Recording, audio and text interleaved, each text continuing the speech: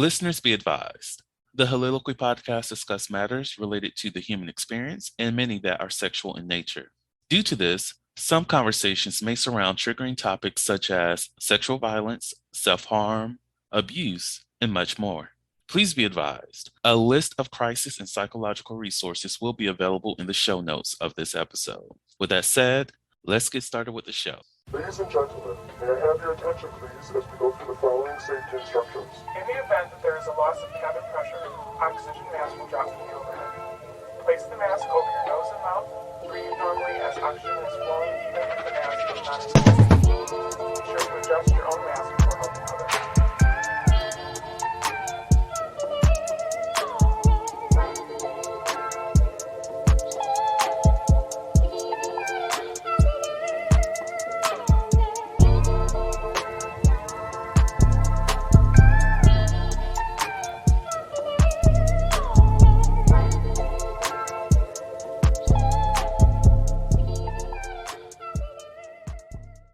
Hello, everyone. Welcome to the Soliloquy podcast, where we step out and speak on sexuality. This is your favorite host, Vernon T. Scott, also known as Slaytor Jackson, and for you freaky motherfuckers out there, Sebastian Adams.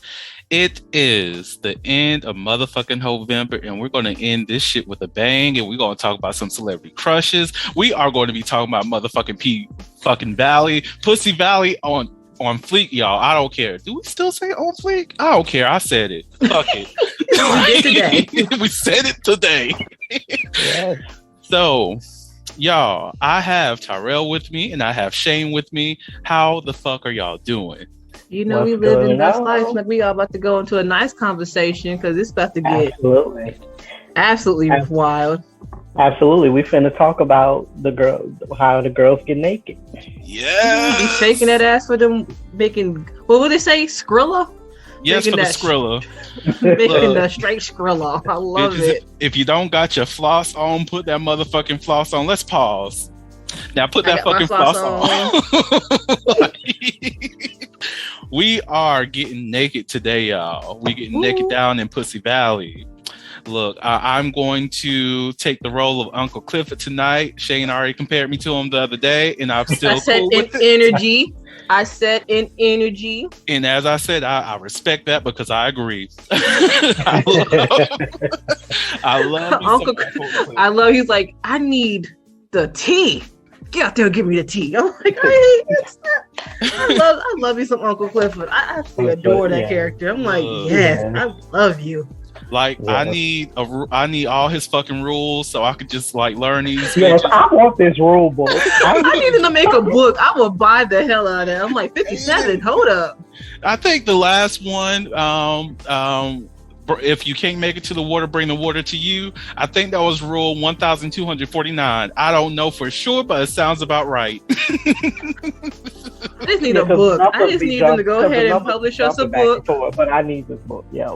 I would gladly go. I'm like, oh, it comes out when? Let me go ahead and get that pre-order in right now. Ain't it? Nope. Well, let me find out. If the producers and the writers, marketing for P-Valley is watching, please go ahead and make us that book so we can calm the nerves of all the nigglets out here in these streets that need to know these books and these rules. That way we can go ahead and make this Skrilla. Ain't it? Because you never know. We're going to have to make a window into a door. Because we'll keep our legs closed and still get fed. Yeah. Oh God, I love that. Like, so just so the audience knows, if you have not seen P-Valley by this point, that's your fault. You can stop this episode, watch all the way up until the end, and then come back. Stars though, that's probably what's stopping them. Yeah, you're right. I'm sorry, fam. My stars. But Stars is currently having a little promotion that is $4.99 for 4 months. Yeah, and when it comes to shows that are like, for the culture, like you just gotta swallow your pride sometimes. Like, I did. Look, my Stars is paid by my brother's phone company, so I'm okay. But for those who don't have that luxury, just spend a little Skrilla. It's okay. You pay for the content that you want. Nobody's saying that you have to be there all the time. Just be there on time. That's all I'm saying. Mm-hmm. And on time is right now. Go ahead and watch it and catch on up. There might be some spoilers in this conversation, but look, this episode is airing a couple months after we even recorded. So you got time, bitches. And if you didn't make the time, you make the time now. That's all I'm saying. Pause this and go ahead and start watching and come back. Mm-hmm. Now, do y'all have any crushes from the show? Since this is a celebrity crush themed episode, we have to start with the crushes first. But we're going into other stuff too. Do y'all have any crushes? I like Mercedes because her attitude, I just love the way she carries herself. Yeah. Yes. I'm I love me a strong bitch. I know she wants to get done. Mm-hmm. Yeah. I'm I approve. I love this. Yeah, I definitely agree. Mercedes for me is one, but I've always loved Tyler Leslie Diamond. Just from the opposite end. I followed him from another show he was on, and just that whole dynamic. So I love the fact that the both of them have that quiet confidence, that confidence about their characters, that really just beautiful inside and out. I have to say it's Mercedes. I love Mississippi, but I love Mississippi. She's a beautiful woman. I'm not even going to take that. Yeah, she's very pretty. I'm attached to her storyline versus I'm attached to her as a character. But Mercedes is definitely my celebrity crush. Little Murder, might as well go and say it. That's a celebrity crush. He's precious. Teak is a celebrity crush. Big Bone, she's a very pretty woman too. Big Bone. Big Bone. Yeah. Oh yes. I found her to be very beautiful. I'm I love her. Very beautiful. Yeah. I love Diamond's fine ass. What's the name? The man who was killed. Oh, actually, what? Oh, Big T. Not Big T. Yes, he is a crush. But honestly, the entire cast, I love. Are you talking about Rome? Rome. Yeah. Rome will be a celebrity crush. He will be a crush if he just kept his mouth closed. Exactly. I feel you on that one. And he kind of how when you have your crushes and you be like, damn, why they had to do that? Because the moment he did that with trying to do that with Keyshawn, I'm like, really, dude? Okay, you got to be taken down now. So I wasn't feeling bad that of course he weren't died, but it was damn, why you had to do that? Fuck him. Yeah, now, Wody also fine as fuck. Mm-hmm. Now, I've been having my own little internal thing with Corbin, also played by Dan Johnson, but Corbin Kyle, that motherfucker since season 1, I'm just you, that motherfucker. I just want to see you naked, honestly. And then that most recent episode, they show him naked, and I'm just okay, show the dick. That's a fine nigga. Yes, Corbin. I fucks with you. I don't like your personality. You're another person. You just gotta stay quiet. But can we also talk about how some of the episodes start with just the sexiness on blast? The fact that Miss Patrice was on that post. I love her so much. I love her so much. And then we're right into a sermon. I love that so much because that was such a black moment. Because I was I do not envision any person that's outside of the black community to do some shit like this, and I'm here for it all. Yeah, when being around church circles, most definitely Baptist circles, I will see some shit like that. I've come close to seeing some shit like that.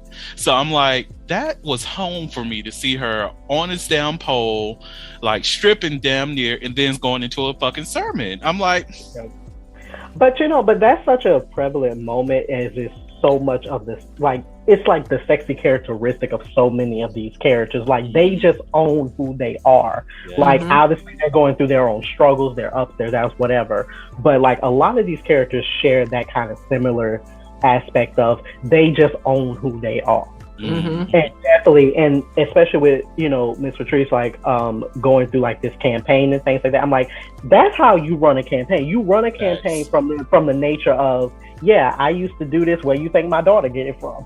And so it's like when you own your narrative, it can't be used against you. Amen.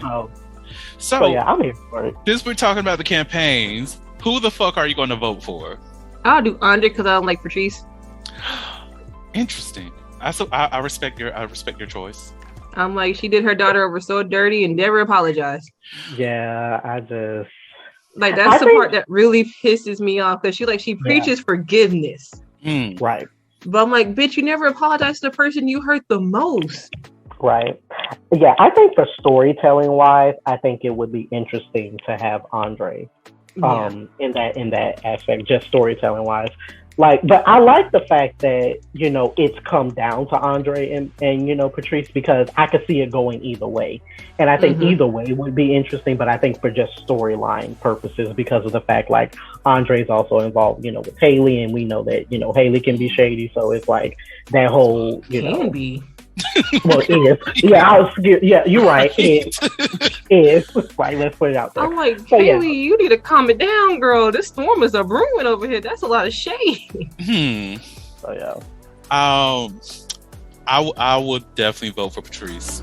And in the mindset of, like, someone who lives in Chucalissa, who's only exposed to the media that they saw, I will connect more with her in terms of, okay, what I saw on the news is her daughter beat her down. We don't get the backstory there.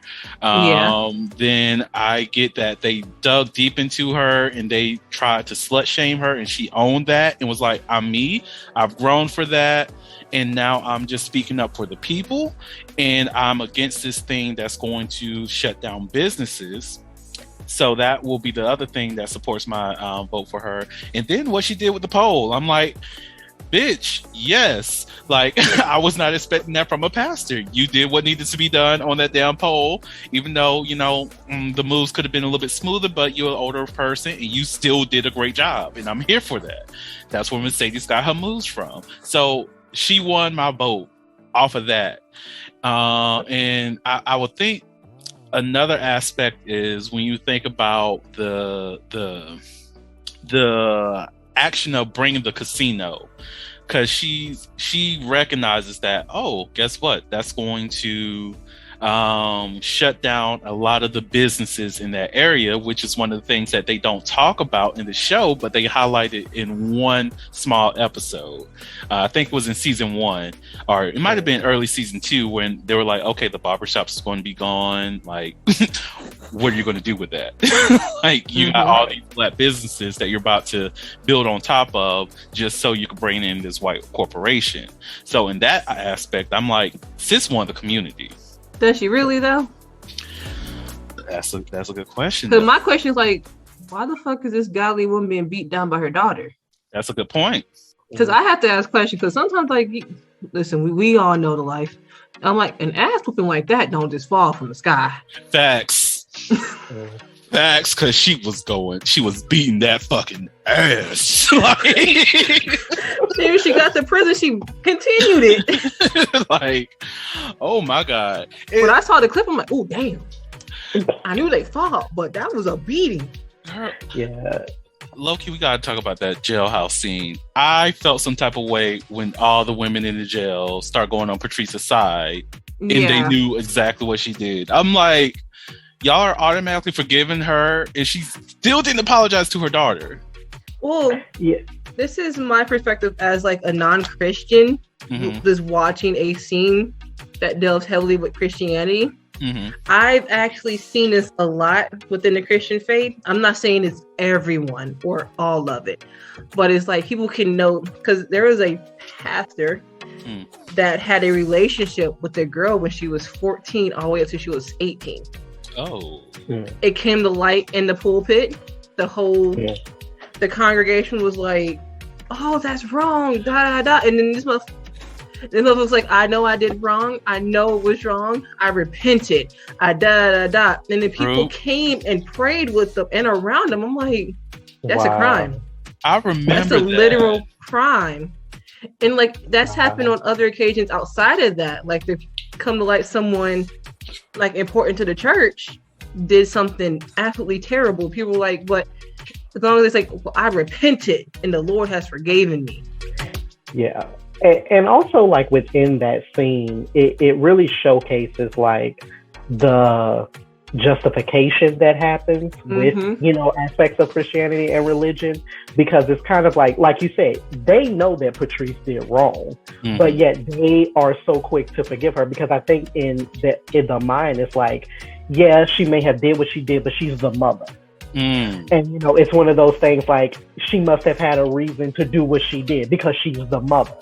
And, you know, mothers, for all that they do, you know, it's like, there is no wrongdoing. There is no wrongdoing, even though she did was wrong. And I remember when I watched that episode right before, when they did have that fight, I was like, you know, I am not one to, you know, promote abuse against women, especially mothers. I mean, like, especially because I'm a mom's man and everything. But I was like, she needs her ass whooped. Yes, like absolutely adore my mom. Me and my mom talk on the phone all the time. Me and her joke, kiki, but I'm like, my mama, thank God, would never do anything. I'm like, Patrice needs her ass dragged across the asphalt and stomped and bathed in the butter.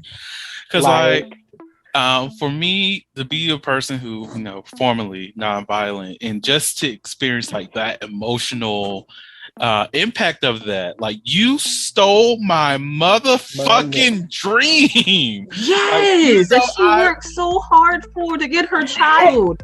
And what was the worst part about that situation is that it so didn't need to happen. Like honestly, because Mercedes always had this dream of opening her own place. Like, you think that honestly she wouldn't have given you the space, like, to use the space if you wanted it? You know, but you just want to take from her and steal from her. Like, what?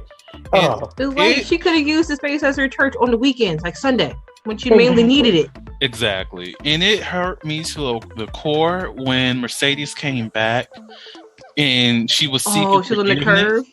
Yeah, when she was on that curb and her mother just looked at her like she was nothing. And I was like, and you're supposed to be the godly woman here, and you don't even accept the forgiveness of your daughter after you did her so fucking wrong? But that's the nature of how, like, that indoctrination happens. Like, it's to make you, like, anything that falls out of the faith or, you know, the following, should we say, it's like, even when you are done wrong, you are still supposed to, forgive, but it's almost like a kind of coercion and manipulation that happens where you're the one that's actually apologizing when you're the one that's done wrong. Yeah, because I just witnessing the Christian faith, like, if you don't forgive, you're a terrible creature. Like, meanwhile, like, I am Jewish. In Judaism, forgiveness is given only after that person apologizes to that person that they wronged. Because it's between no one else but that person and the person that they wronged.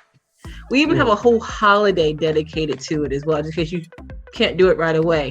We have a holiday, it's our day where we will just talk to that person like, hey, I'm sorry for what I did. I know I did you wrong. I hope you can forgive me. Then it's up to that person if they want to forgive them. And then after that, you you're actually supposed to send a gift as a way to ask for forgiveness. But it's just, I get so confused, like, because people like they put Christianity into a lot of things. So when I watch a lot of these, especially Tyler Perry, I see it a lot in the Tyler Perry plays where he pushes forgiveness, and very rarely is there an apology. I'm like, you can't ask forgiveness and not apologize for what you did. Because at this point, why am I forgiving you? You haven't even shown that you were sorry for what you did. Exactly. Yeah, we're gonna have to have a whole episode about Tyler. But really, though, we like we should think about that one. We don't whole episode. Because some of those, I'm like, okay, some points he makes, I'm like, okay, that's fair facts. And others, I'm like, no. I'm not sure what you're talking about here, buddy boy. I can't get on board with this. Like, honestly, like with Diary of a Mad Black Woman, she went into play. Oh yes. When she went back to that no good, dirty bastard. Girl, I would have went on that trip with Lightbright and been happy. If I was subconscious, I was like, girl, you got new dick outside. The fuck you doing? For probably more money. Right. Girl, like, this man has a whole ass business. This is old, done, dealt with, move on. Like, this man, he was not pleasing you. You said that to your damn mama, that he was not dicking you down the way that you needed to be dicked down. And you have the opportunity for some new dick with more money, with more aspiration, and more dedication to you, and fulfillment of all your fucking needs. And you go back to this nigga? Oh my God. Now I'm impressed. We're going to be here all day. Let's get back to P Valley and the happy times that this show has given us. We're not going down Tyler Perry. Because we can make an episode of Tyler Perry. We can bring the whole congregation if we need to. I'm like, let's. Girl, no, this Taylor Port is telling me don't go down Tyler Perry because I'm not going to be. No. We'll be here all week. We're going to be fighting. Yeah, we really gonna have some rile up emotions. Now, so this is a moment from season 2, and I love the aspect when Maine, you know, that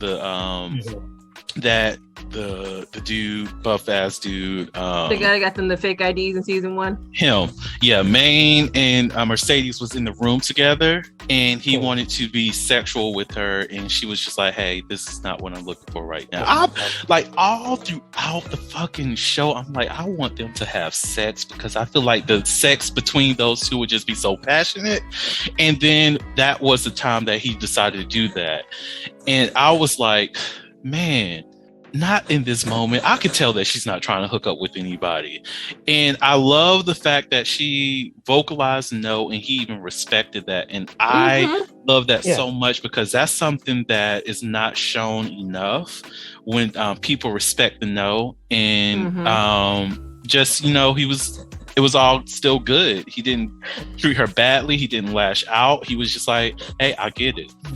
But that's also a credit to his character, and I'm so glad that they wrote the scene like that, because you ever notice how, like, especially, and I think I think about this too much, obviously being a writer myself, is like when writers sometimes they'll write things that are so out of pocket for a character. And it's like, as you going like, what the fuck? Like, how did that happen? And Maine has always come across, like, the one thing about Mercedes, he always has respected her. And like, even from the nature of when the season finale, like when she had that initial confrontation, I think, with one dude who like had almost dropped the money at her, and you know, he immediately said like, pick it up and give it to her. And you know, he's always in defense of her, and that always comes out of a respect that he has for her. So even though, yeah, she's a beautiful bomb ass woman, he wants to obviously have sex with her, of course. Like you say, in that moment, that's not what she was needing. That's not what she was wanting. And yeah, I thought, yeah, it was a little bit ill-advised time. Like, we could have like did this another time. But the fact that he shot it, you know, he took his shot. She didn't reciprocate. But the fact that we had a consensual moment to happen at that time where she said no, and he was fine with that. You know? And I think that for him, that's in line with his character for everything that he's shown. So it would have been like to write it where, like, you know how it is, where he could have called all sorts of names, told her to get out, or, you know, something like that. I just really felt like that wouldn't have been like in his character for how he's been represented to her. Right. And I like that, even when it comes to how, like, P-Valley, in my opinion, changes the narrative on a lot of things that we're accustomed to when it comes to sexuality, because even when it came to the sex scene between Murder and Teak, he purposely brought out that condom. He even had the conversation with Uncle Clifford about, okay, have you been having sex unprotected? Because when I'm out here in these streets, I've been using condoms. I want to know what's going. Like, they actually had a conversation about the use of protection. You don't see that often in other genres. Like, you don't. Well, TV shows, you just see, oh, we're about to hook up, we're about to fuck, and we're just going to like get it on. Like, we recently found out that old girl is pregnant because she just, you know, out here having sex with what is it, Andrew, what his name is, the lawyer, and Andre, that name. Andre. Yeah, and it's a thing where it's like, what's so funny about like the sex scenes of P-Valley is because a lot of them are the first time that, you know, a lot of people are seeing, you know, the, you know, a variation of human beings be sexual and intimate. It's like one of those things sometimes when I'm watching, I'm like, oh, okay, like they're going there. Okay, we're going to see a little bit of this. And then the scene just keeps going. And then it keeps going. And I feel like, oh my God, like we're getting this. Like, this is not just like a clip that infers like this is going to happen. Like you say, we see the tenderness, we see the condom being taken out, we hear the conversation. So none of these scenes that are happening where we typically would, you know, regularly see a sexual intimate moment is being cut.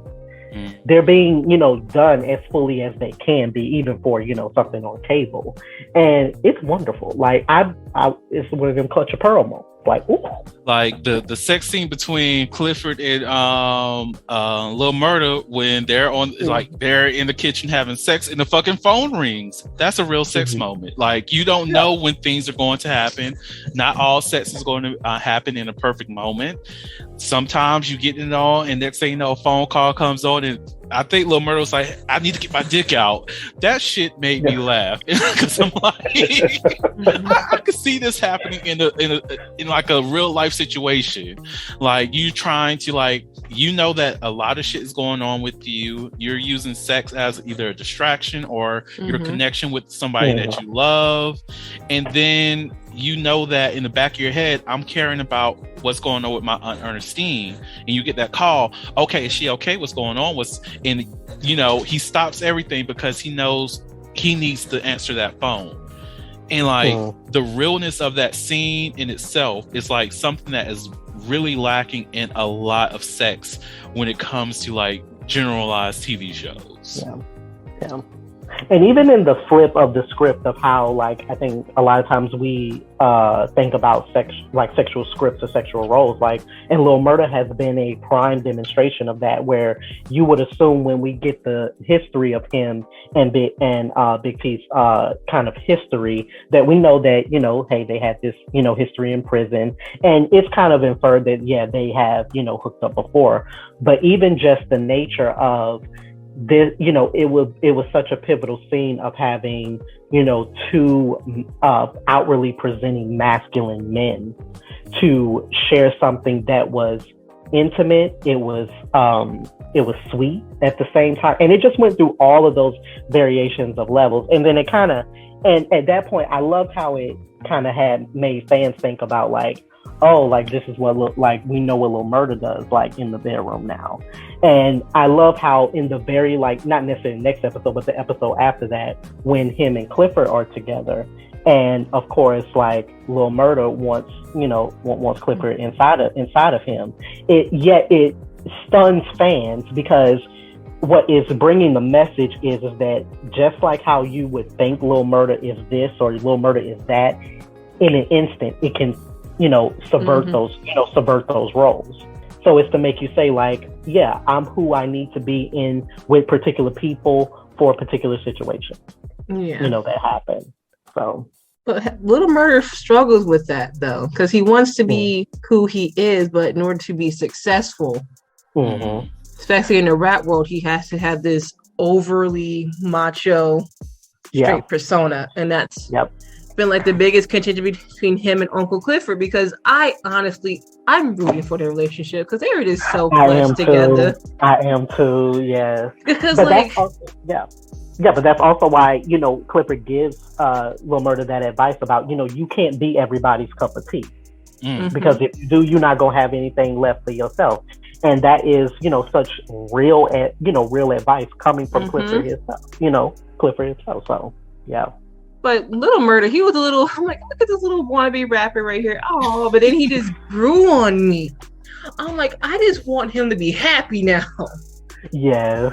Because, like, don't get me wrong, Haley goes about her stuff in the wrong way. Complete wrong way. But she does have some decent intentions, like when she's trying to help Mississippi, Keyshawn. Yes. Like, don't get me wrong, at some points, I feel like I can't feel sorry for Mississippi at times, because I'm like, girl, this man is even after learning their backstory, like, their families just senseless saying deuces. Even after knowing that, it's like, girl, while I understand you have history with this man, you love him, he is not worth your safety.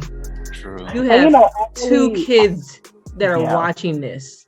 Yeah, and I really thought the wake up call for her, not necessarily the wake up call, but the pivotal moment that things would change is when she learns that the babies are being abused, because it's kind of like she has that she kind of has that attitude, like, do what you want to me, like, don't mess up the face, of course, but do what you want to me, but when it starts to hurt, like you're physically hurting my children, like that crosses like a line we can't come back from. And I have to say, I love that they did that in this season, because it gives a real image on what a lot of people within abusive relationships deal with. Because those people who are, it's kind of like what we're talking about in the previous episode, when people associate love with pain and love with their abuse. That's essentially what's going on with her, because she wants to keep the thing that she's safe with, which is her boyfriend. What's his name? Derek. Yeah, Derek.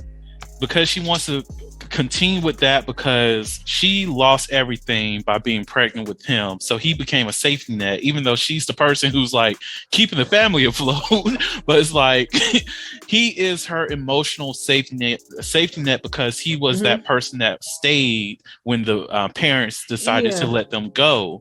So and because of that, she's going to always return to him, because that's her safety blanket.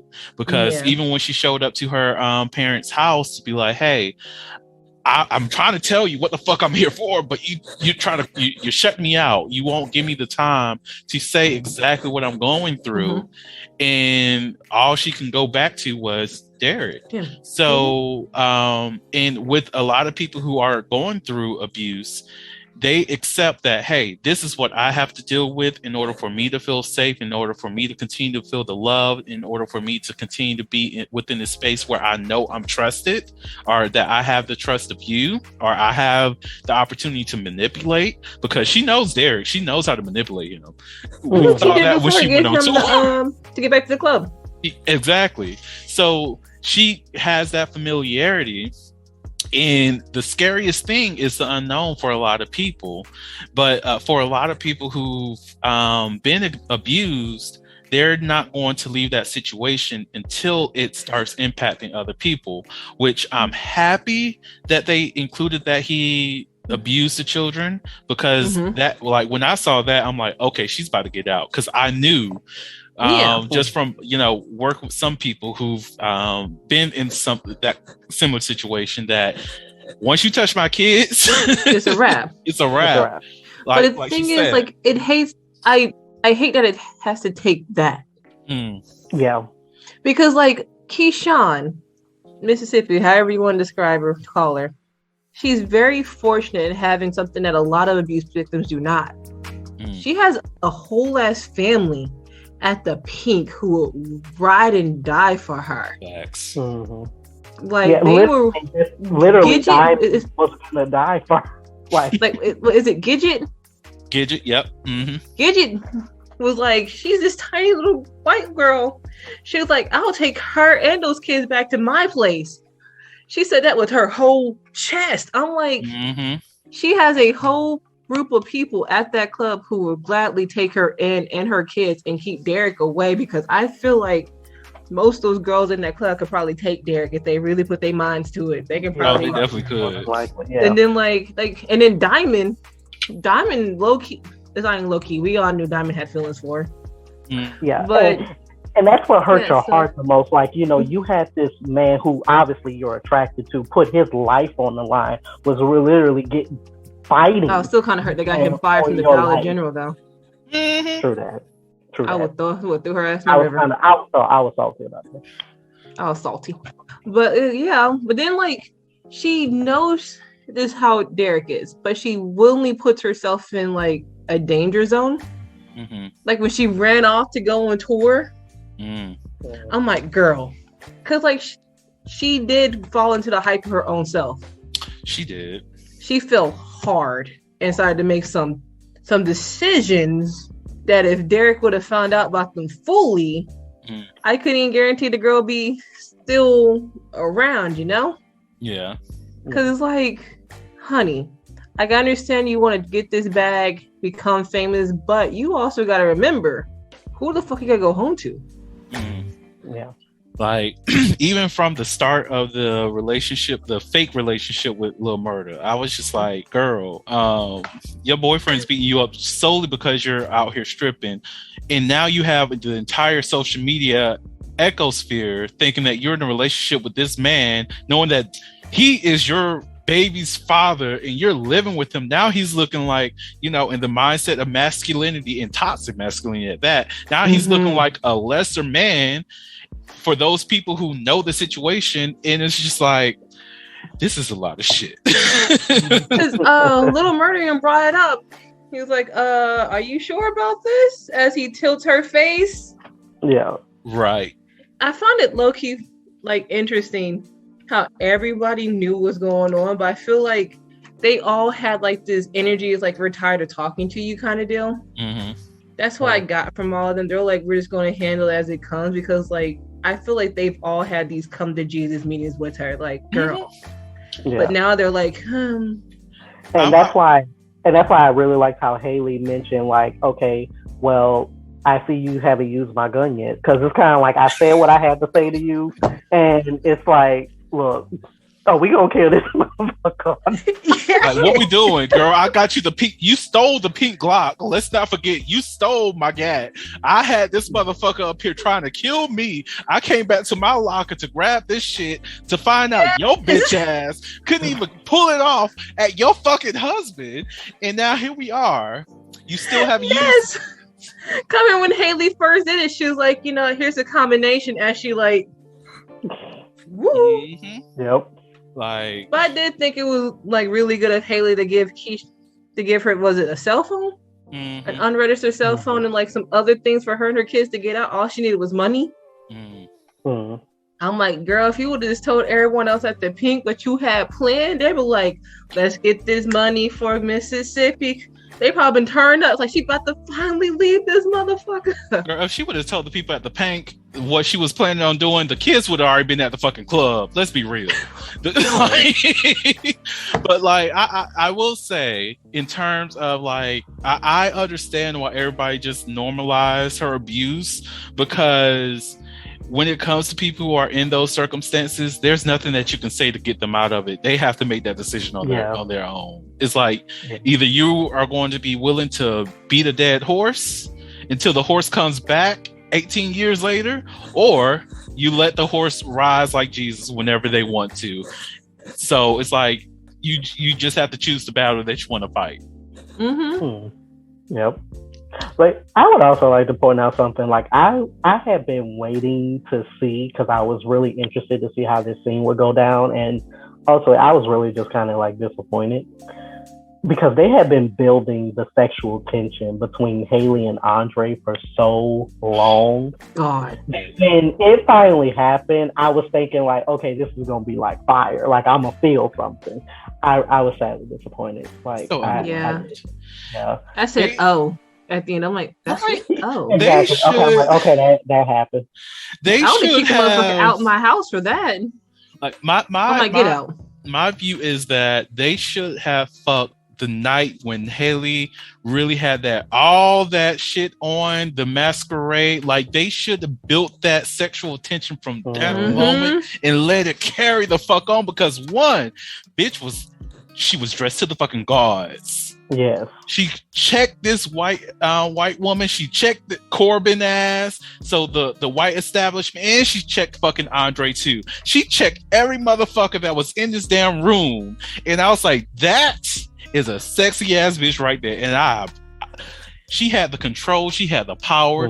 I would have loved for her to be like, you know what? Yeah. Now that we know what the fuck is going on with this deal, Andre, you come with me, and grab this man by his fucking belt loop and dragged him out of the fucking building and then fucked the hell out of him. I would have loved that. Yeah. That would have been one way to end the season too. I know, right? That'd be one hell of a season finale. I'd be talking about that for 3 years. Look, I'm like, that would have been fire. You gave me everything I needed in that moment. I appreciate it. I'll be here for the next episode, but you know what? I don't care who wins the damn elections. You did what needed to be done in this moment. Thank you. Absolutely. But it's kind of like, as much as I love P-Valley and I love them for like the storytelling, the characters and things like that, I do wish, like, because we all know that they're going to get another season, of course. Yes. I do kind of wish, though, that they would change or alter the pacing a little bit, because I feel like a lot of the stories this season, like, they've been good, but like we've had only like one or two like consistent stories that have like been happening, and so sometimes like the episodes feel a little disjointed. Now, mind you, I don't mind like not having certain characters in certain episodes, especially like when we're getting backstories and things like that. But I feel like sometimes they're running into the aspect where they have like too many things going on, where it's like sometimes it's even hard to like talk about the episode because so many things are intersecting, where it's like, I don't mind that, but it needs a little bit more cohesion. Yeah, I feel like they should have gave Mercedes and her daughter, when they found out that her daughter was pregnant. Yeah, I feel they should have gave that more of an episode to itself. Instead of that squeezing it in with another one that had another plot line in it, because that's something that should be talked about more. Because her mother was like, Mercedes was like, listen, I don't want you to do what I did. And she even told her why. And then come to find out her daughter's pregnant. I do love how she gave her daughter a choice in what she wanted to do with the baby. Like, she's like, listen, what do you want to do? You want to keep it? Do you want to go, was it Jackson? I think it was Jackson. And I'm like, this should have gotten far more screen time. Yeah, because I'm like, that's a very important story, because a mother can, like we said earlier, you don't know what your child's going to do out there on their own. Yeah, so definitely, because and Shane, you're so right, because they tackle, P-Valley is a show that goes there. They, they are getting to like these very important issues and really writing it really beautifully. And I, like you say, it's just like certain stories like that, I feel like should have just been fleshed out, some more. Or even just like the whole situation that happened with Mercedes and the lady who was married, and and that whole situation. It kind of seems like that was just kind of like wrapped up with this last episode. And by the way, can we talk about how beautiful Mercedes looked in that exhibition?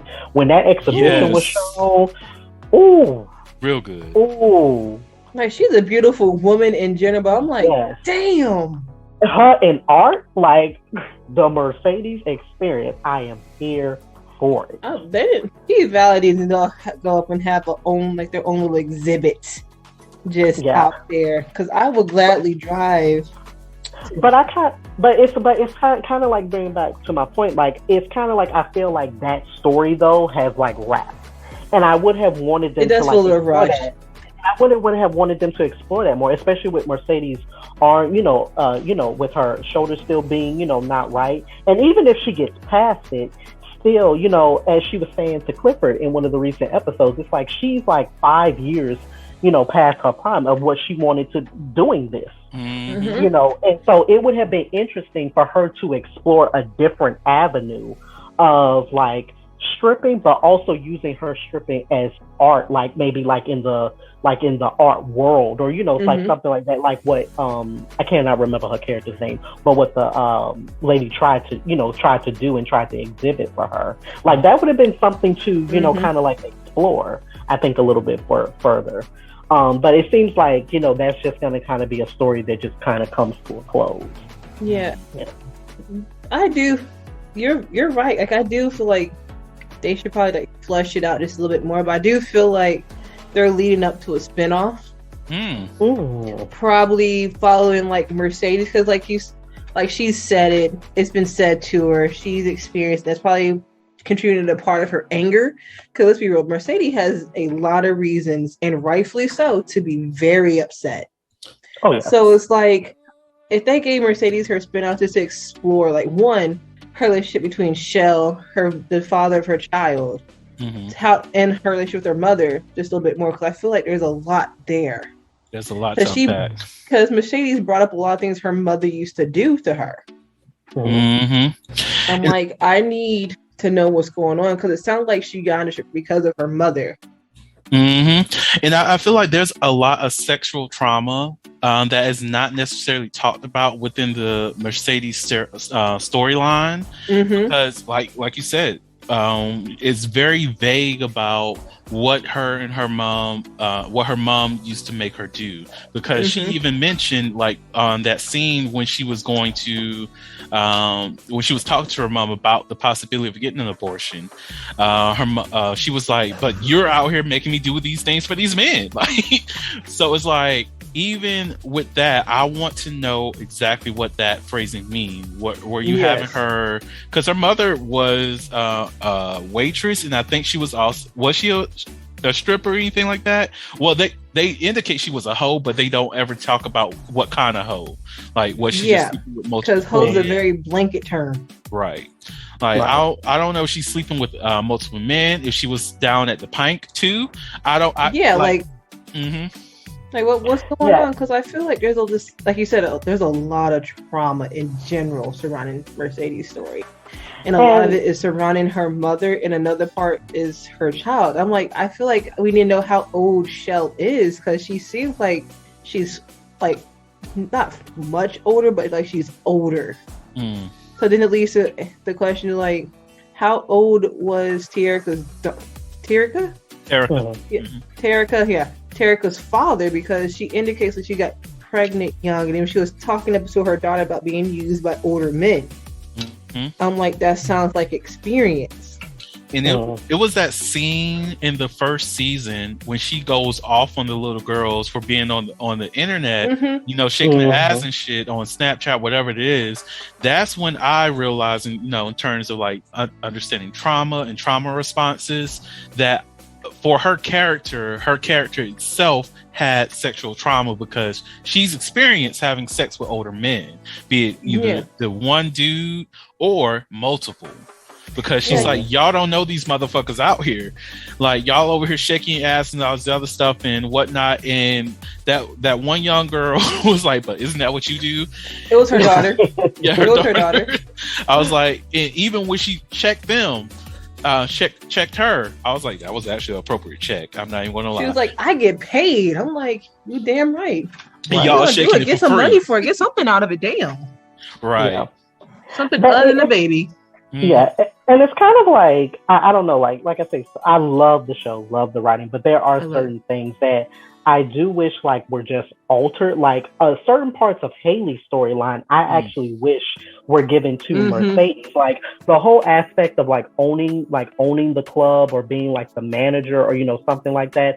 I could really see that being for Mercedes, to keep her in the nature of the Pink, but also have her, because she ultimately had a good, at least a semi-good business mindset, because of the fact that she wanted to open up her own studio. So even though she may not necessarily, we don't know, being as business inclined as Haley is, it would kind of still kind of like, that way we could, like, as the seasons go on, like you say, unless they're trying to create a spinoff, with her, it's kind of like it can keep her in the realm of the Pink, but still explore like her life. Because really what I'm questioning about the show with Mercedes is like, okay, like I don't want to get into the same repetitious storylines with her, and because I love her, but I don't want to have this constant battle with her every season about, oh, is she gonna leave? Is what's gonna make her stay? Because that's the push and pull with a show like this. It's like, yeah, the pink is our place where we want to be set, but when you have characters who are so dead set on leaving, something always has to bring them back there. But then that begins to get very repetitive, because it's like, okay, like, because it's like that person who retires like 5 times. It's like, well, bitch, are you like, I'm leaving, we'll see you in 2 weeks. So I just hope that they don't get into that same kind of repetitive storytelling. Like, I would love for them, like you're saying, like, give her some type of role, like have her train the new girls, like that, like she loves to dance, have her choreograph things and stuff like that. I'm like, I feel like that'll be a good thing. Like, she can manage the girls with Uncle Clifford. She'll be that other push that they'll need. Like, Uncle Clifford gives them that affection, like that tough love, like in a motherly way. Mercedes, like, bitch, either who's gonna make that money for you? Damn sure ain't gonna be the wind. Like, I would say, in terms of Mercedes storyline, that I do hate that they play, like, she's very young, but they play so heavily on the retirement side and that fight of youth, because it's like they don't recognize the fact that, hey, one, I hate that they don't recognize, it's kind of that play on, the older generation's here, but you not respecting the older generation. So I like that aspect of it, but it's like they also play the thing of the older generation is still trying to go out on their last hurrah, when Mercedes is not necessarily doing that. She's really out here just trying to, well, from my perspective, she's just out here trying to do what's best for the pink, know that her worth, and she knows what she brings to the table. And the only issue is that it's never being respected. Yes. Yeah. I can see that. Yeah. And they don't play on that often. They don't even play on that at all, in my opinion, but they do play on the I'm too old for this, I'm already aged out, so I'm trying to retire, and I'm here for necessity purposes only. Because it's like she had this whole ass thing going on with Coach and Coach's wife Farrah. All that shit is going well, going good. They could have easily wrote in a situation where she just started something else to continue to, like, fund this building that she's taking care of. Like, I can't remember if she still has that $10K that she got from season 1. Exactly, yeah. So that's the thing. Like, they will drop certain things, and it's kind of like, well, wait a minute, what happened to that? Exactly. Yeah, I'm not sure, because I know, like, it said that Haley took $250,000. Yeah. I'm like, does that include all the stuff she got for Mercedes? I thought she gave that to Mercedes flat out. She did. Yeah, so I'm like, so did she just take that back at some point? Now they did show her in her new business. They did show her in there, and I'm like, okay, so she put a down payment on this. I don't know if it was the $10K or if it was the extra $20K the extra $10K that she got as a down payment from Coach, and then she got it. But at the end of the day, she still got more money from her interaction with Coach. So it's like, what happened to that? Why is there still a survival mentality or a survival thing in terms of building up her? Well, I think though with Mercedes, because she had to always fend for herself. Right. Because that's hard to, like, break a person up. But I hate that it's a classic trope. But she's always she couldn't depend on her own mother. Like, right. And even just for, like, the evolution of her, because even as the show was first introduced, it's kind of like, Mercedes is just majestic. Like, she's the one that draws everybody into the Mercedes experience. So I could have even seen, like, the situation, like, with Coach and Farrah, like, spin off into, like, maybe she becomes like a private or exclusive dancer, because she now does have that kind of notoriety. In her. And I would love to just make mention of a character that I did not like at the beginning of the season, but has quickly grown on me. I love me some Miss Roulette right now, because Miss Roulette is a whole pimp out here. She is a pimp. I am not. I'm a fan of Whisper, but not necessarily because I was actually about to bring her and Diamond back up, but Roulette, I love her as a person. I love her as a character, but I do not love her as unhinged. Yeah, she's extremely. She's unhinged and she's dangerous. So yeah, I do agree with you. I love like the essence of her, but she is gonna get somebody. She's gonna get somebody killed. She really is. And like Toy, she's also one of my celebrity crushes because even though bitch is gassy, bitch is shitty, and bitch is like forever sick, I love her. I love her personality, and she's so adorable. She's fine too. But like, let's be real, most of the bitches in that show is fine as hell. Look, the entire cast is fine as hell. Even baby Gidget. Right. Okay, I'm not gonna lie. I'm gonna say this out here. Sometimes I don't know what the fuck that bitch is in the show. Who Gidget? Yes. Like, still in real, like, no, I love her character. She's precious, but sometimes she's just there. She had no place in that scene with Tick because I was like, girl, this is not the place for you to try to like, this man he just got out, bitch. Shut the fuck up. He obviously have issues with white people. He made that clear. Bitch, shut the fuck up. If he chokes you, I was like, sometimes, your mouth can just get you into so much trouble. Like, I'm like, girl, like, this is not gonna be in the back of her throat if she was not careful. I'm like, girl. I'm like, Gidget, you're precious. I love you. You've grown on me, but girl, this is not the place for you.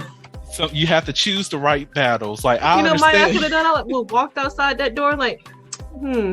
He looked mad. Girl. You like he just got out. Let me go ahead and go right back to where I was. Look, I would have been like, hey, Keyshawn, I don't know this motherfucker here, but let's go ahead and go outside because I want to defend you, girl. But this is the best. This is the best I could do. We need to go outside. The best defense is a retreat, right?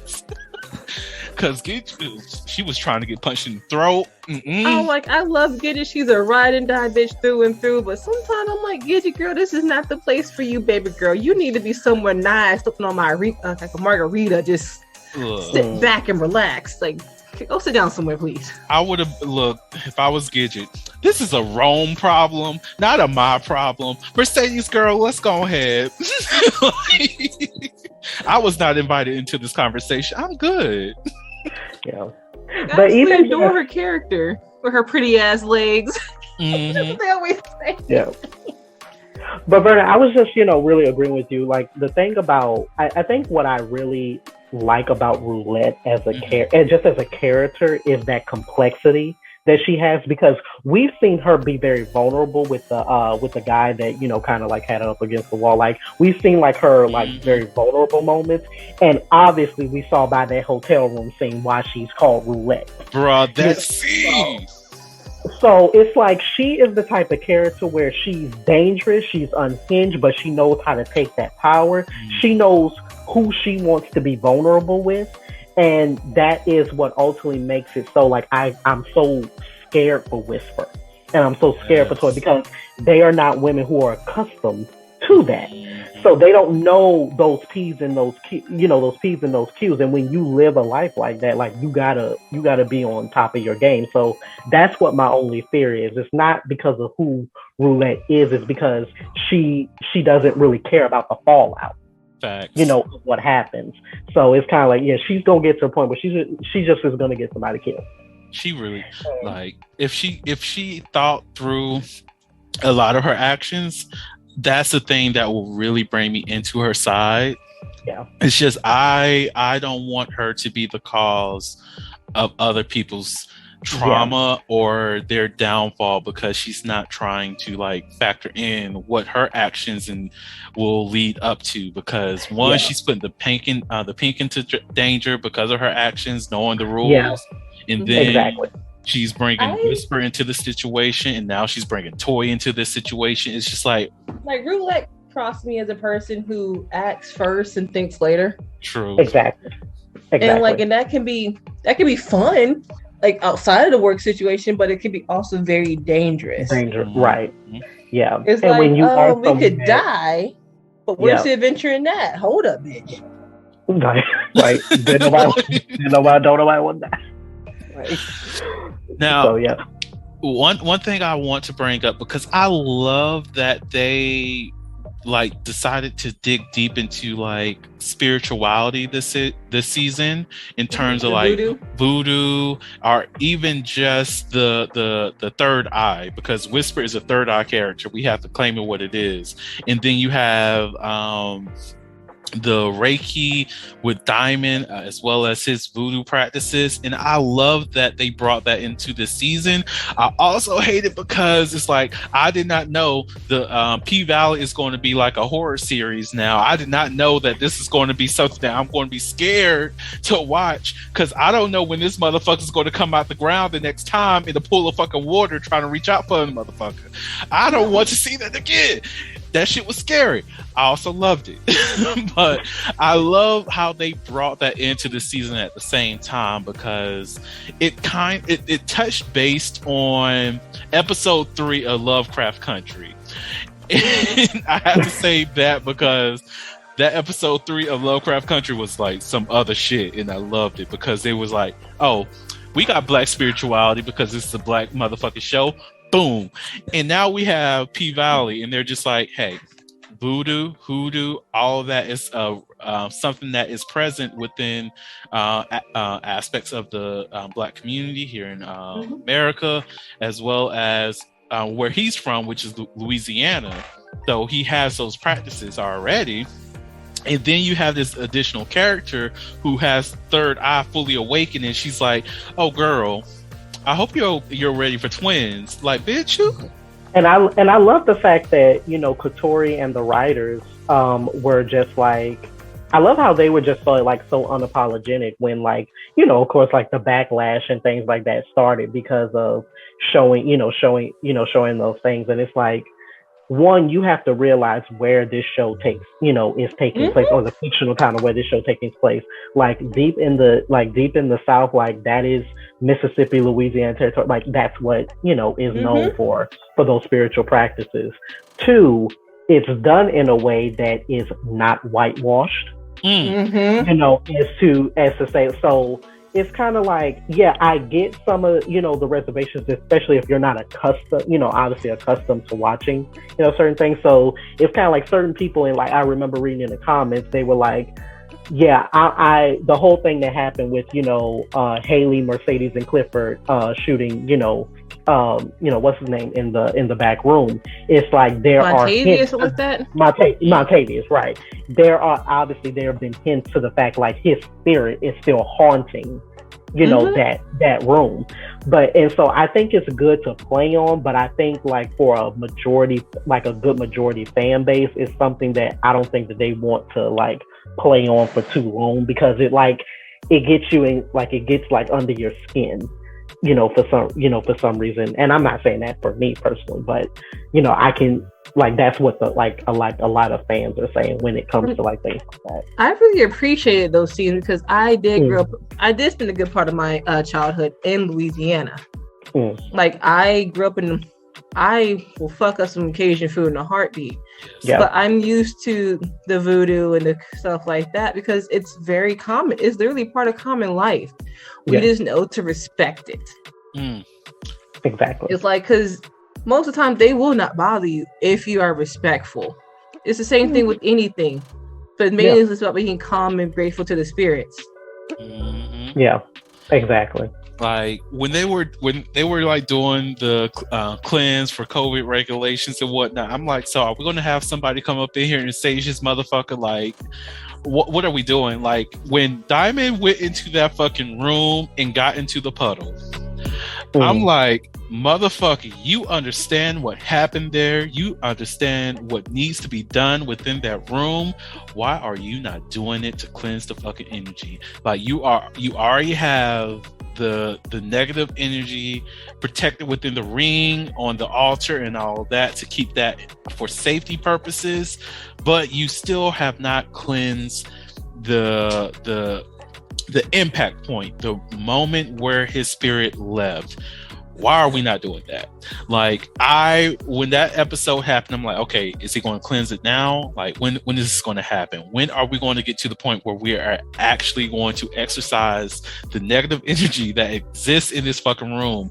But I also did not like that they, like, when it came to like the cameras, his spirit showing up like in the background somewhere. I'm like, is this a horror show now, or is this something else? Like, what are we doing? Like, are we sticking to the P-Valley storyline and just incorporating the spirituality, or are we just making this horror? Yeah, and that's my thing. It's kind of like, that's where I go back to the point of them having like too many stop and start storylines. Yeah. It's kind of like, if they wanted to do something with Montavious' spirit, like haunting the place, I'd rather them do it in 1 or 2 episodes and just conclude it. Instead of having it linger, or if they want to do, because like you say, like those like horror elements, which are really more so spiritual, it's like, yeah, like those elements really do exist. So it's like, if we're gonna do it, let's do it, and let's give it an actual story instead of having it in stop and start parts, because then it starts to be kind of like choppy. And as far as like, and then it really won't be as good of storytelling, because it's like, okay, well, this amount of time has passed, and like, okay, now we're just getting to this, or, so it really wouldn't make sense, like timeline or, narrative wise. But if we want to tackle it, let's tackle it, Like, I would have rather them connected to like his spirit being part of Haley's guilty conscience or something. Yeah. Exactly. That would have made a lot more sense, because some people do have that manifestation of that person. Even though that person caused them grievous harm, it's like, I killed this person. Yeah. Yeah, and one of my favorite TV shows, a main character said that, the first time you kill somebody, it changes you forever. Like, you can't, no matter how evil this person may be, like that shit, like killing somebody is not as simple as, it may be made out to be. Like that's gonna haunt you forever. Now, even with like the 7 pounds aspect, because it's like with the earlier episode, we find out like Diamond brings the weight out of Mercedes. He weighs it and then lets it go. At that point, I'm like, it should be gone. And then you have that wonderful scene when she, the Mercedes experience, where those photos came from, where, the shit got real with Farrah. And I was like, yes, bitch. All of that happened. I would buy one if they published it. Look, like when they have their first encounter and whatnot, she's doing these moves and she's great. And then we find out in like the most recent episode 9, where she's like, oh, yeah, I had to shift my weight and use my weaker arm to, do a lot more things and, give you that experience. And Farrah was just like, girl, if that was your weaker arm, I don't want to take a hit from you. But like, when we get to, but they just undermined all of that. Right. Like, that would have been a very strong thing to narrow down, because it's like, hey, she's making herself stronger by working on her weaknesses, and like just leave the 7 pounds thing beyond. Yeah. Leave that behind and not go back to it, because we're done with that era with Mercedes, because the weight was lifted when Diamond did what he needed to do, rather than making it seem as though, oh, this is still impacting her career going forward. Like, that would have been so much different if she was just like, you know what, like when she was on the pole and, having her issues, she's like, you know what, I'm really actually done with this. I don't want to do this last show with you all. Y'all don't need me anymore. Y'all got Mississippi here. Y'all got these new girls. I was supposed to retire a long time ago, and I'm going to just walk out and be happy and find something Mississippi's new. Not there for long though. That's the thing. True. Like, but that would have been like a different kind of story versus, oh, I'm still fighting to make my name known because I'm the everybody knows Mercedes. Right. Yeah. But like, it's just. There's so many differences that they could have made within like the storytelling aspect, most definitely when it pertains to that spiritual side, as well as like the result that you want to see near the end of the series. season. And even take like a main character like Haley, for instance. It's kind of like after 2 seasons, it's like I really still don't know what really to make of Haley. Like she's still like one of these characters that's really like a mystery to me, because it's like in moments I like her, in other moments I don't. I'm rooting for her in some moments, and other times I just want to slap her. It's like, it's a real whiplash experience that I experience with the character of Haley. And it's not the fact that I don't think that, like characters like that aren't interesting, but it's kind of like I really want to get to the core of this time where she did run away, and get more so, into her, which is something that, they may be on the way of doing. But, it's kind of like, with her having this very, savvy business mindset. And that's why, like, in her, it's all about her delivery when she's talking to Clifford and Mercedes, because it's like the things that she's saying, it's not like they're not true. Mm-hmm. But she forgets about the fact that this is a family, and a family you recently came into, and now that you are technically the owner of. So it's kind of like the things that she says about the fact that, well, Mercedes, we can't take the risk of you being on top and falling. I mean, like, that's a real, like, legitimate concern, just like what ended up happening. So the things that she talks about from a business aspect, I'm like, yeah, Haley, I see what you're talking about, but you got to have a real better delivery with it. Yes, like I said, like, she has good intentions. It's her approach. Yeah. It's like, because some of the things I'm like, okay, she's not wrong, but it's the way she worded it. Mm-hmm. Like you just said, like Mercedes falling, that's a legit concern. Mercedes could have easily died. Right. And what especially made me upset over this last episode was she still does not want to. I think it's one of those things where Mercedes really just wants her to acknowledge and tell her she thanks her tremendously for what she did, because Haley has this whole attitude where it's like, yeah, it happened, let's move on. And I mean, this woman's like show is like legit messed up over something that was your situation and you caused. Facts. And I my thing is, because Mercedes could easily let her stay there and get toned up. Like I hate that. In terms of like the difference between season 1 and season 2, season 1 was like focused on making Haley like the main character in a sense. Like you understand her as a victim, her as a survivor, and all this other stuff. And then we get into season 2. Now she's the ultimate villain. And I also think that in a sense of like writing and storytelling, and her being the villain, they're playing heavily on that closeness to whiteness kind of thing, and colorism, because it's like everything that she's like, what Haley, like you said, Haley, what she says is not necessarily bad things, because it's like the reality of everything. Like we can, I see the worth in this. We can actually make the money of it, and we can still prosper. And like Uncle Clifford, I understand your family has some times, but motherfucker, I'm trying to get you these fucking reparations. Like I get that aspect of everything, but it's like it's like so heavily focused on making the light-skinned person the villain within this season, that Haley removes herself from the plight and the struggle of those people that she was struggling with. Because she was struggling with them last year. Exactly. And I feel like they should have kept that mentality of she knows that she was struggling, because she even came up into this, like, not necessarily that this is going to be a long-term thing, but when she purchased gave her a chance. Right. When she purchased the pink, it was, for myself, I got the feeling she did that out of respect of what she had experienced with them in a loving kind of situation, rather than they like came a to her rescue business thing. Oh, Clifford was like, oh hell no! He looked in that box of guns. Exactly, and he like took his pretty ass on over there. And like they really could have continued to play on that aspect of showing the respect and appreciation for what the Pink did for her, but the writers chose to like, let's go ahead and make her the villain, because in multiple episodes you get that colorism aspect of things. The light bright is doing this, you know, these light skins and all that. Like, yeah, there's a place for colorism that time, but I have to admit, because you know sometimes you just don't understand. But at the same time, it does not take away from what, you know, we share as Black people. Right.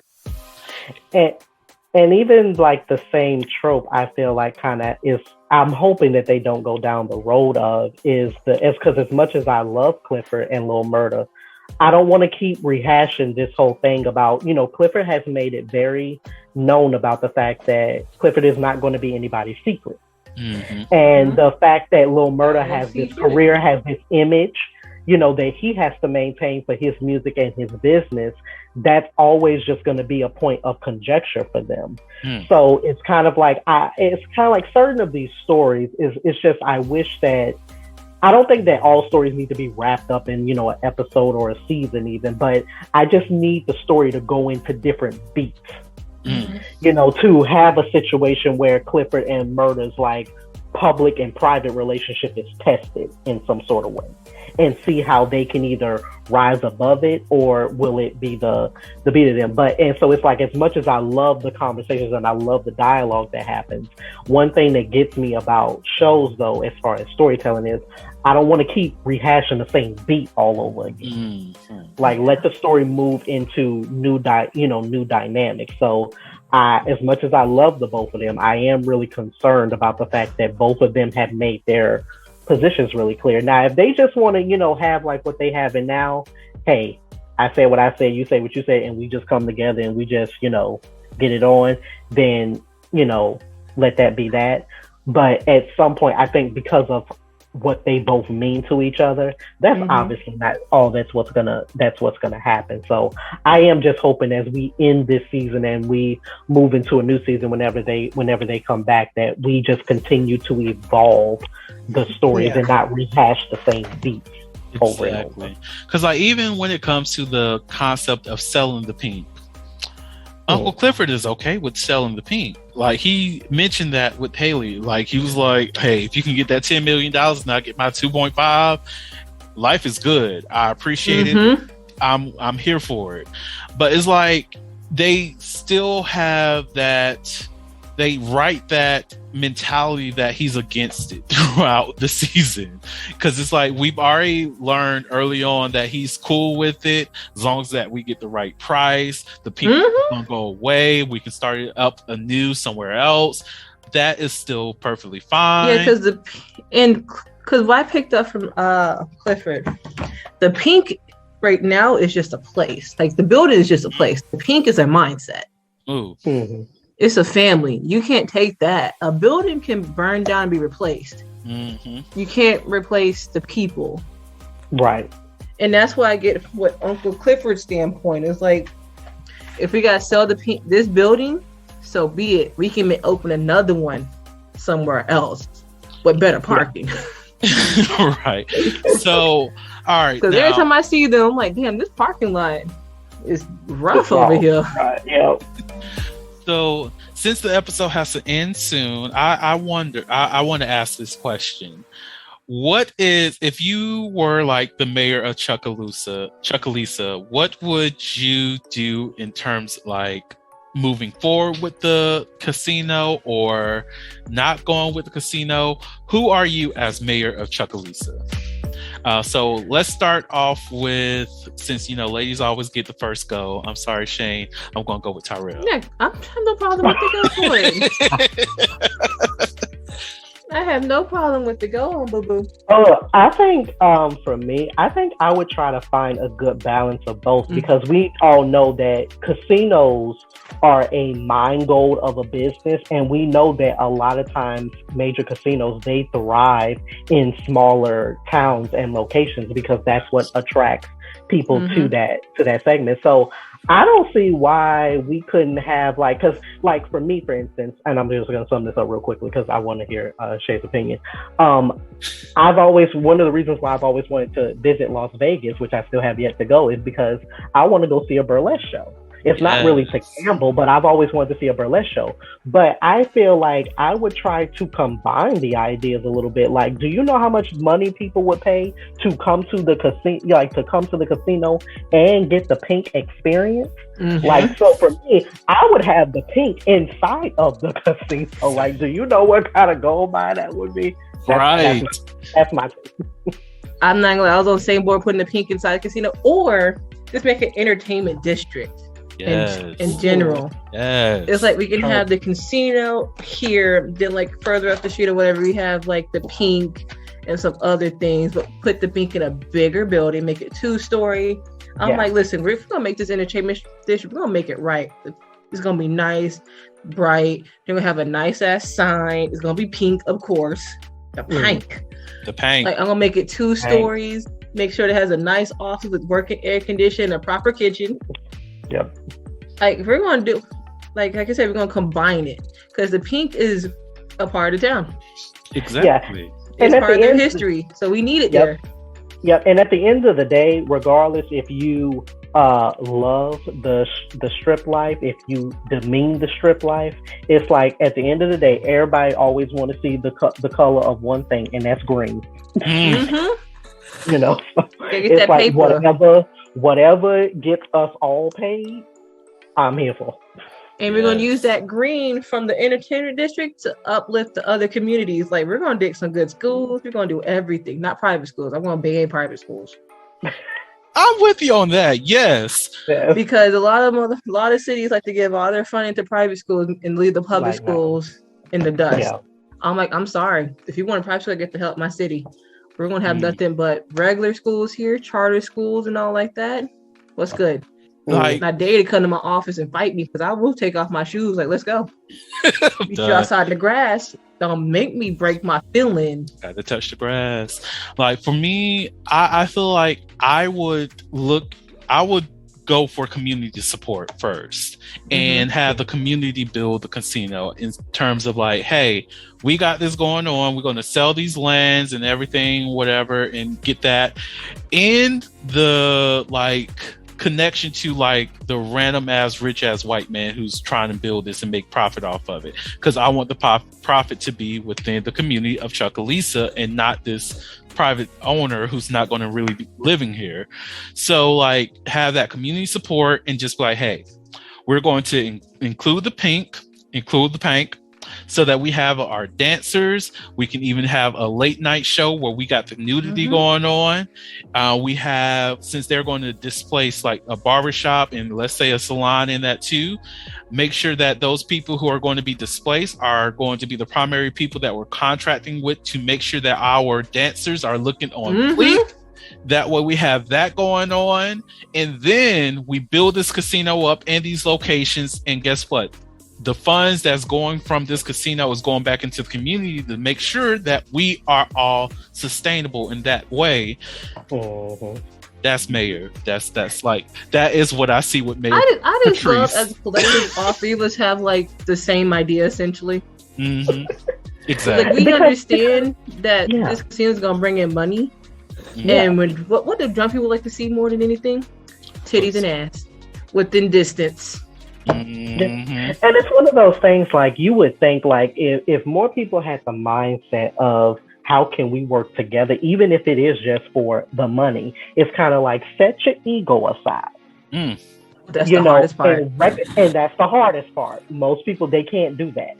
And that's why a lot of times, like when you're trying to revitalize a district or, like trying to figure out, do you want to keep these businesses and not, like when you're talking about, especially Black owned businesses, a lot of times those who are not of our skin color, they do not understand the historical heritage that is set. And there is a reason why these places have stood the test of time, because they're not only they're not only for financial gain. Most of the time, they're making, very little off their finances. But this is a part of history. This is family legacy that is passed down.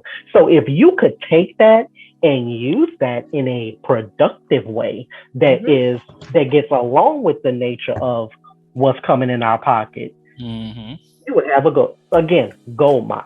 Exactly. And I think that's the thing, like when you think about, capitalism and whatnot, it's like you're enriching one person's pocket and rather than everyone's pocket. And to bring outside business into your community, you want what's best for that community, that the community is being enriched rather than just that one person. And I love, in terms of like Andre, like he was so heavy on pushing like the leasing option, which I hate that the whiter cows were not trying to go off of that, because they're just like, I'm just trying to get that money quick, rather than, hey, we can get $10 million.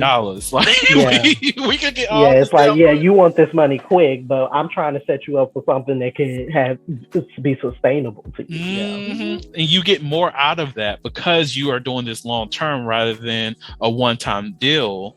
And I think when you get into like community growth, community development, community sustainability, you have to think of, okay, we're going to invest in this thing to bring more to us as a whole, rather than fill the pockets of this one individual because they decided to be the primary financial backer of this one issue. So word on the street is that we need to go ahead and like get into this election cycle while everybody's voting right now in Chucalissa, Mississippi, and see if we can go ahead and get this going on. Vote Tyrell, vote Shane, vote Vern. The mayors of the future. We got you. Exactly. We got you. We gonna hold it down. Hell yeah, we gonna have the best strip club in America. Look. Oh God! Oh, y'all, don't get me wanting to run for office, because I would definitely have a tax-funded strip club. Oh God! Hey, look, they gotta pay taxes anyway, so you might as well. Yeah, I'm here for it.